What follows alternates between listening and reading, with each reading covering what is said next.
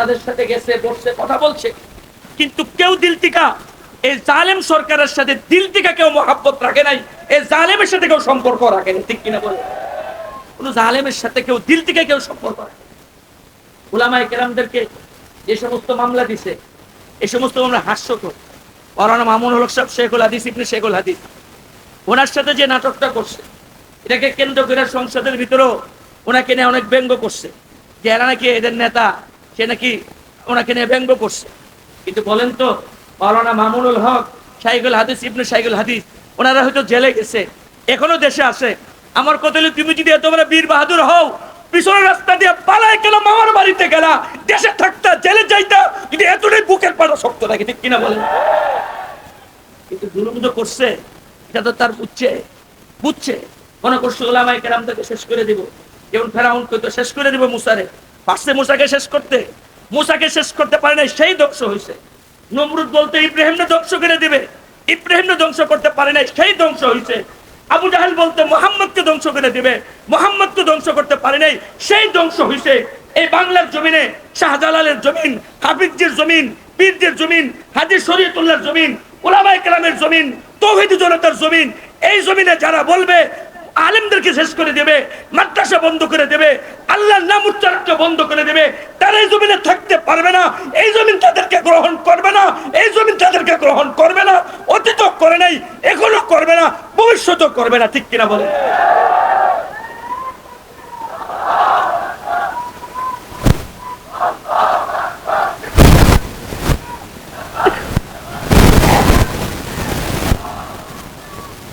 আল্লাহ রাব্বুল আলামিন বলেন, ওমান আসরাআ ফাআলাইহা, কেউ যদি কোনো অপরাধ করে, এই অপরাধের ফল তাকেই ভোগ করতে হবে।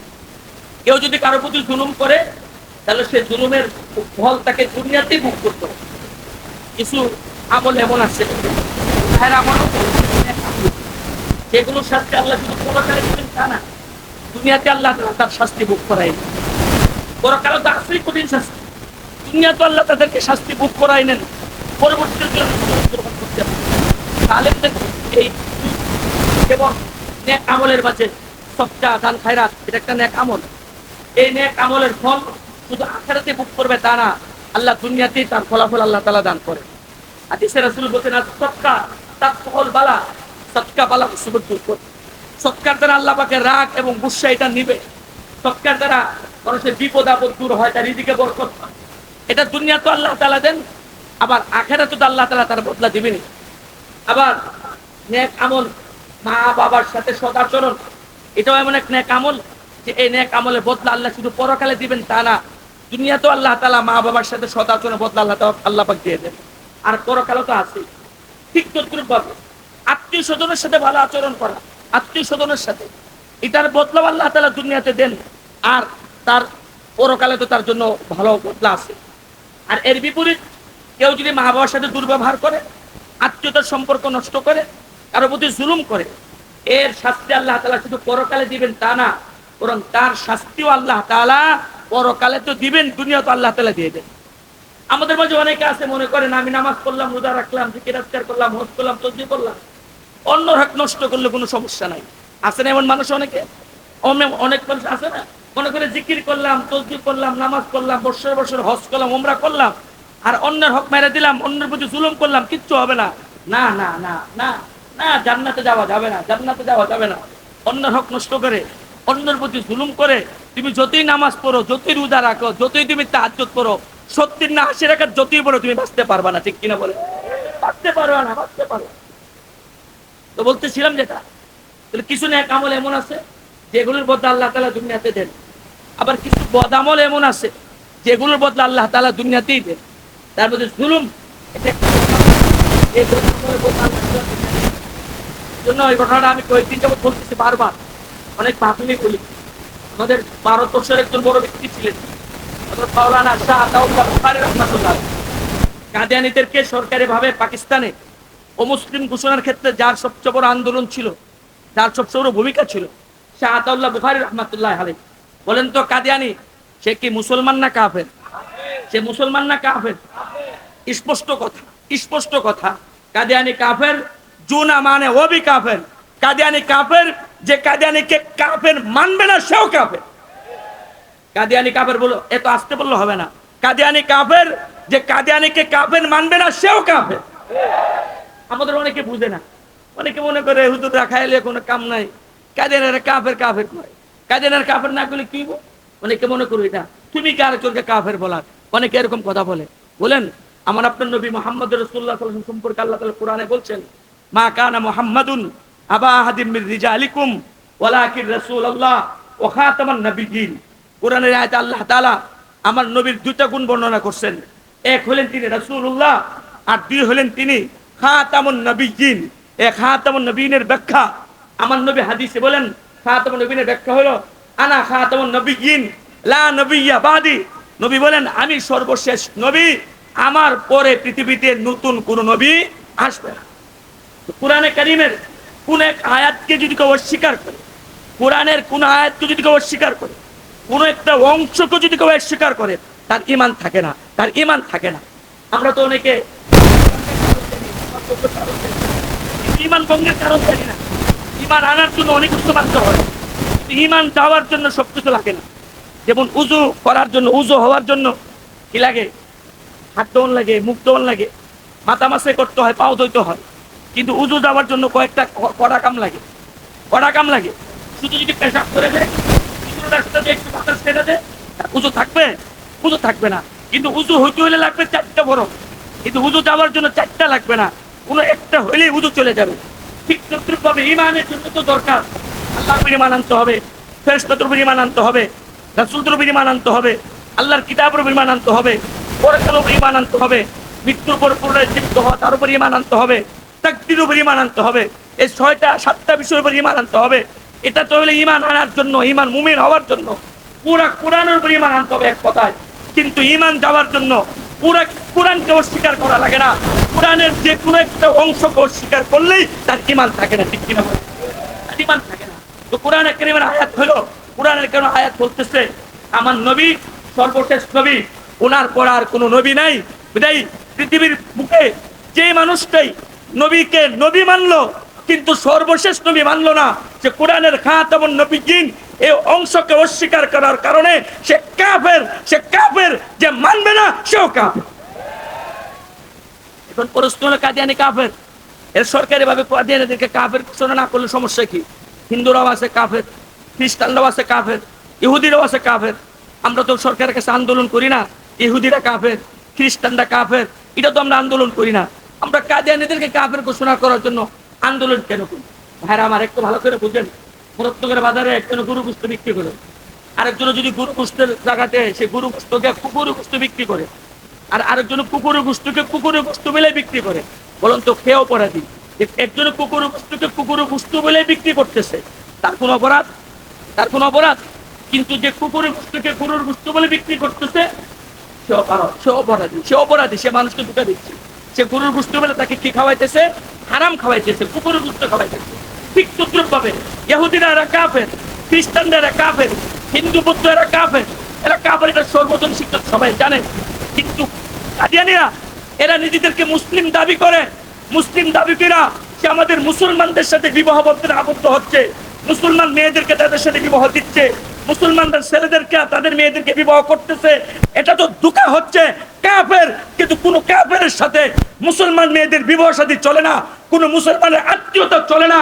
এখন আমার সমাজে কাদিয়ানি কাফের হয়ে যদি বসবাস করে, আমার দেশের সরল প্রাণ মুসলমান ধোঁকা খাবে না। কিন্তু যদি সে যদি মুসলিম পর্যায়ে সমাজে থাকে, আমার দেশের সরল প্রাণ মুসলমান ধোঁকা খায়া একজন খাঁটি মুসলমান তার মেয়েকে কাদিয়ানির কাছে চলে দেবে। একজন খাঁটি মুসলমান সে কাদিয়ানি করে আত্মীয়তা করে, যে কাফের সাথে সম্পর্ক করবে, এটা জিনা হবে, বিবিচার হবে। ঠিক কিনা বলেন? বলেন তো কাদিয়ানি যদি কাফের ঘোষণা করা না হয়, এই ধোঁকা খাওয়ার সম্ভাবনা আছে কিনা? সম্ভাবনা আছে কিনা? সম্ভাবনা আছে। এই জন্য আমরা বলি মুসলমান কাদিয়ানি বাংলাদেশে থাকুক, আপত্তি নাই। হিন্দুরা যেভাবে আছে সেভাবে থাকবে, খ্রিস্টানরা যেভাবে আছে সেভাবে থাকবে, বৌদ্ধরা যেভাবে আছে সেভাবে থাকবে। কিন্তু মুসলিম পরিচয় থাকতে, মুসলিম পরিচয় থাকতে পারে। দ্বিতীয় সমস্যা, আরো অনেক সমস্যা, তাদেরকে সরকারি দ্বিতীয় সমস্যা হলো সে যখন পাসপোর্ট করবে, ওখানে ধর্মীয় পরিচয়ের জায়গাতে কি লিখবে? কি লেখে? মুসলিম। আপনারা যারা হজ করছেন বা গেছেন জানেন, মক্কা শরীফ হুদুদে হারাম যে এরিয়াটা আছে, এখানে মক্কা গেটে ঢুকতেই ফুটে গেটে লেখা আছে যে এই এরিয়ার ভিতরে কোনো অমুসলিমদের ঢোকার কোনো সুযোগ নাই, কোনো অমুসলিমদের ঢোকার কোনো সুযোগ নাই। তাহলে এখানে লেখা আছে এখন পাসপোর্ট চেক করে যে অমুসলিম নাকি পাসপোর্ট চেক করে করে ঢুকাবে। এখন যে কাদিয়ানি মুসলিম হিসাবে দাবি করতেছে, তার পাসপোর্ট সে লেখে না সে কাদিয়ানি, সে তো পাসপোর্টে লেখে সে মুসলিম। এখন সে মুসলিম এই পরিচয় দিয়া যে হুদুদে হারামের ভিতরে আল্লাহর কোনো দুশমন কোনো কাফের ঢোকার সুযোগ নাই, এই প্রতারক প্রতারণা করে কাফের হয়ে আমার নবীর খতম নবুয়ত অস্বীকার করে, আল্লাহর কোরআনকে অস্বীকার করে হুদুদে হারামের ভিতরে ঢোকার সুযোগ পেয়ে যাবে। এই কারণে আমাদের দাবি, সরকার তুমি এই দেশে এই কাদিয়ানীদেরকে সরকারিভাবে মুসলিম ঘোষণা করতে হবে, সরকারিভাবে মুসলিম ঘোষণা করতে হবে। আমাদের আকাবেররা আন্দোলন করে আসছে, আমরা এখনো বলতেছি যদি সহজভাবে কাদিয়ানীদেরকে অমুসলিম ঘোষণা করা না হয়, যদি নবীর খতম নবুয়ত রক্ষা করার জন্য কখনো রক্ত দিতে হয়, নিজের তাজা জানের রক্ত দিতে হয়, কে কে যাচ্ছেন হাত তুলে দেখা।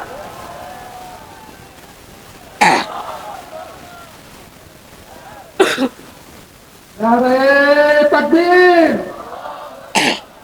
কাফের কাফের কাফের কাফের, কাদিয়ানীরা কাফের ঘোষণা করতে হবে। বলতেছিলাম শাহ আতাউল্লাহ বুখারী রহমাতুল্লাহ আলাইহি উনি দুইটা কথা বলতেন। একটা উনি বলতেন যে সারা জিন্দেগি আমি দুইটা লোককে খুঁজছি, কিন্তু জিন্দেগি ভর খুঁজে ওই দুইটা লোককে আমি পাইনি। জিন্দেগি ভর দুইটা লোককে খুঁজছি, কিন্তু সারা জিন্দেগি খুঁজে আমি এই দুইটা লোককে পাইনি। মনোযোগ দিয়ে শুনি। এক, যে দান করে, দান করার পর এমন লোক আমি খুঁজে পাই। দুই নম্বর উনি বলেন জুলুম, কিন্তু জুলুম করার পর আল্লাহর পাকড়াও থেকে বাইচা গেছে এমন লোক আমি। জুলুমের কারণে কিছুদিন হয়তো সে বাচ্চা গেছে, আল্লাহ তাকে দিন দিছে, সার দিছে, কিন্তু আল্লাহ পাক তাকে ছেড়ে দেন নাই, আল্লাহ পাক তাকে ধরছে। এরপর উনি জুলুম করে যে বাঁচতে পারে না এমন ঘটনা আমাদের সামনে হাজারো আছে। উনি একটা ঘটনা বর্ণনা করছে, অনেকটা ঘটনা বর্ণনা করছে। সেটা হলো উনি বলেন যে দেশ যখন বিভক্ত হয়েছে, হিন্দুস্তান থেকে পাকিস্তান যখন আলাদা হয়েছে, তখন আলাদা হওয়ার পরে হিন্দুস্তান থেকে হাজারে হাজারে লোক মুসলমান হিজরত করে এরা পাকিস্তানে চলে গেছে। হিন্দুরা জুলুম করতেছে, হিন্দুরা মুসলমানদের উপর জুলুম করতেছে। আমাদের দেশে তো হিন্দুরা জামায়াতেরও আছে, কারণ আমাদের দেশের মুসলমানরা তারা সাম্প্রদায়িক সম্প্রীতির বিশ্বাসী। এই জন্য হিন্দুদের সাথে একসাথে বসে চা খায়, হিন্দুর দোকান থেকে সদাই করে, হিন্দুদের সাথে একসাথে চলে। এমনকি মুসলমানদের ঈদও এই পরিমাণ নিরাপত্তা দেওয়া হয় না, হিন্দুদের পূজাতে যে পরিমাণ নিরাপত্তা দেওয়া। কিন্তু তারপরেও দেখবেন কিছুতে ফসলেই তাদের শুরু হয়ে যায়, গেল রে বাংলাদেশে সংখ্যালঘুদের নির্যাতন শুরু হয়ে গেছে। ঠিক কিনা বলে? এই হাসিনা সরকারের পতনের পরও তারা এই দোয়া তুলছিল যে বাংলাদেশে হিন্দুদের উপর নির্যাতন হবে, কিন্তু বাংলাদেশে একটা পূজা মণ্ডপও কোনো ধরনের কোনো আক্রমণ হয় না। ঠিক কিনা বলেন? এরা নিজেরাই আক্রমণ করা। এবং আওয়ামী লীগের আমলে অনেক হিন্দুদের পূজা মণ্ডপে আক্রমণ হয়েছে। এগুলো তথ্য তালাশ করলে বের হবে, এগুলো এরা নিজেরাই করছে, নিজেরা করে দুষ্টা মুসলমানদের উপর চাপাই দেওয়ার চেষ্টা করছে। ঠিক কিনা বলেন? তো বলতেছিলাম যেটা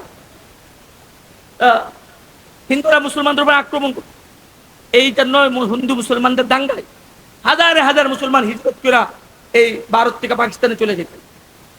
ওই সময়ের ঘটনা। উনি বলেন যে রাওয়ালপিন্ডির একজন রেল অফিসার ছিল, ওই রেল অফিসার বলে যে আমাদের যারা আমাদের শত্রু মানুষ, কিন্তু হঠাৎ তার এলাকায় একটা খুন হয়েছে, একটা খুন মার্ডার হয়েছে। তো মার্ডার হওয়ার পরে তখন একে মার্ডার কেসের আসামি দেওয়া হয়েছে, একে মার্ডার কেসের আসামি দেওয়া হয়েছে, অথচ সে এই খুনের সাথে সম্পৃক্ত না। তো তার আত্মীয় স্বজন তাকে বলতেছে তুমি টেনশন করো না, কারণ এটা তুমি নির্দোষ, এটা সবাই জানে, এ নিয়ে তোমার টেনশনের কোনো কারণ নাই, তুমি দেখবা আদালত থেকে নির্দোষ খালাস হয়ে যাবা। কিন্তু সে বলতো না, আরে ভাই আমার দিল বলে এই মামলায় আমার মৃত্যুদণ্ড হবে। পরবর্তীতে হয়েছেও তাই, এই মামলায় তার মৃত্যুদণ্ড হয়েছে। যখন তার মৃত্যুদণ্ড হয়েছে, এবার তার আত্মীয় স্বজন তার সাথে দেখা করতে গেছে, মৃত্যুদণ্ডের আগে ভাষার সাথে দেখা করতে গেছে। কে জিজ্ঞাসা করতেছে ব্যাপার কি, তোমরা এই মামলায় এই হত্যার সাথে তোমার কোনো সম্পৃক্ত নেই, তুমিও জানো আমরাও জানি, উকিলরাও জানে, সবাই জানে। আমরা তোমাকে বলতাম তুমি এই মামলা থেকে নির্দোষ খালাস পেয়ে যাবা, কিন্তু দেখা গেল তুমি বলতে না এই মামলা তোমার মৃত্যুদণ্ড হইব। এখন দেখা গেল তোমারটাই ঠিক হইলো। বিষয়টা কি, কারণটা কি, বিষয়টা কি, কারণটা কি, তুমি কেমনে তোরা নিশ্চিন্তে বলতা? এবার ওই অফিসার সাহেব বলে, শুনো, এই হত্যার সাথে আমি জড়িত না, এটা তোমরাও জানো, সবাই জানে, আমিও জানি, কিন্তু আমি একটা হত্যার সাথে জড়িত, যেই ঘটনাটা আল্লাহ ছাড়া আর কেউ জানে না। আমি জানি, আর কে জানে? আল্লাহ জানে। তা আমি তো হত্যার সাথে জড়িত, তো এটা তো এই হত্যাটা আমি ঘটাইছি।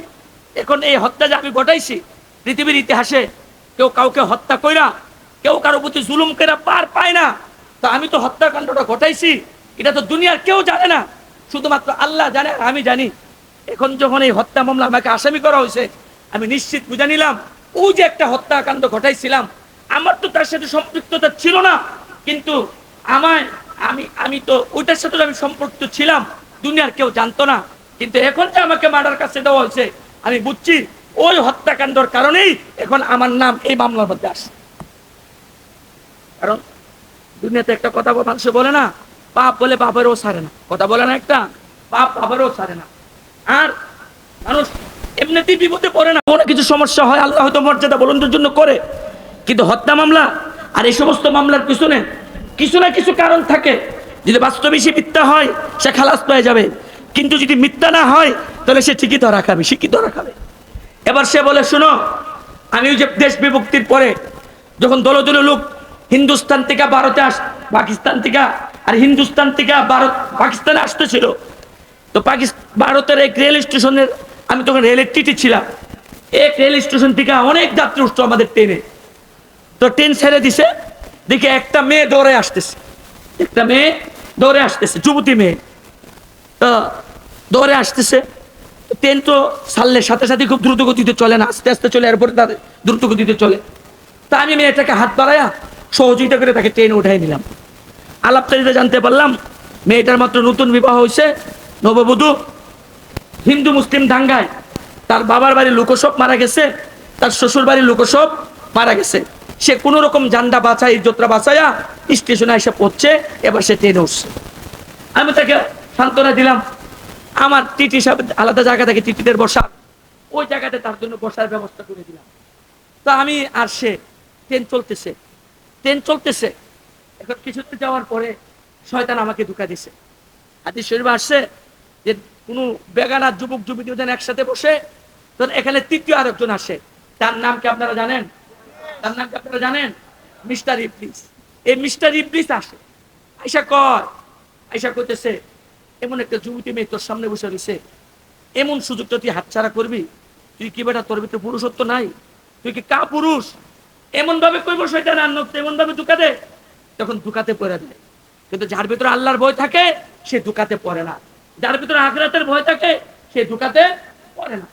আমি এক কিতাবে পড়ছি, উস্তাদের মুখে শুনছি, আমাদের হিন্দুস্তানে ভারতে এরকম এক হিন্দু মুসলিম দাঙ্গা হয়েছে। একটা যুবতী মেয়ে ঘর থেকে বের হয়েছে, হিন্দু মুসলিম দাঙ্গাতে পড়ে গেছে।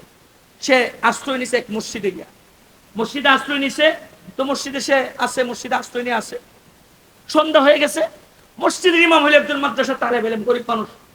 সন্ধ্যার পরে সে যুবতীকে বলতেছে, বোন তুমি মসজিদে আসছো কেন? তুমি বাড়িতে চলে যাও। কোনা, তুমি আপনি জানেন না বাইরে দাঙ্গা হচ্ছে, আপনি আমাকে কেন বাড়িতে যাইতে বলতেছেন? আমি বাইরে হলে আমার তো নিরাপত্তা নাই, আর মসজিদ আল্লাহর ঘর, আপনি যদি মসজিদে থাকতে পারেন আমি থাকতে সমস্যা কি? যুক্তি দেওয়াতে যুবকটা ঠান্ডা হয়ে গেছে, যাক মেয়েটা মসজিদে রইল। রাতের বেলা মসজিদের এক কোনায় যুবক, আরেক কোনায় মেয়েটা। তো মেয়েটা যুবকটা রাত্র কোন রকম পার করছে বসে বসে। ফজরের সময় যখন হয়েছে, এবার যুবকটা মেয়েটাকে বলতেছে, বোন তুমি এখন চলে যাও, কারণ এখন ফজরে আজান হবে, মুসল্লিরা আসবে, আইসে যদি তোমাকে মসজিদে দেখে আমার চাকরিটাই থাকবে না। থাকবে আমাদের দেশে চাকরি থাকবে? আমি গরিব মানুষ, মাদ্রাসা তালেব এলেম এটা দিয়ে কোনো রকম চলতেছি, এখন তুমি যদি এখানে তোমাকে পাই আমার চাকরিটাই থাকবে না।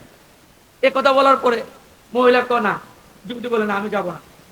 আর আগে আমার একটা প্রশ্ন জবাব দিতে হবে। কি প্রশ্ন?